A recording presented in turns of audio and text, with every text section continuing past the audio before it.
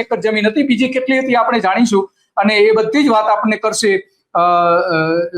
સગનભાઈ મારજા, કે એ બધી જ આપણે વિગતો કહેશે કે ત્યાં ખરેખર શું ચાલી રહ્યું છે અને કઈ રીતની સરકાર એમને અન્યાય કરી રહી છે, કેટલા વર્ષથી અન્યાય કરી રહી છે, કે કોર્ટમાં કેસ જીતી ગયા હોવા છતાં પણ એમને ન્યાય આજે પણ મળતો નથી.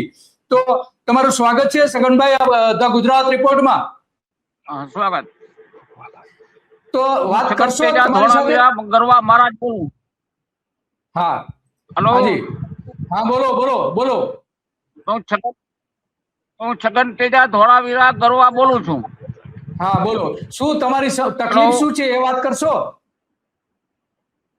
હા સાહેબ, અમારી તકલીફ તો આજ 2005 માં આમાં જમીન છીનવી લીધી છે અને અમે 14 જણા કુટુંબમાં મારા કને જમીન હતી. હું જમીન વગરનું છું, ખેડૂત તરી ગયો છું. ખેડૂત નથી, સરકાર કોઈ દાદ દેતી નથી, અધિકારી કોઈ પુરસ્કાર વાળા કોઈ દાદ દેતા નથી.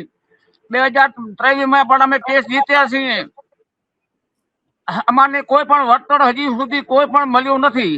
એનું સરકાર કાંઈક નિર્ણય લે તો ગરીબ માણસો માટે સારું છે.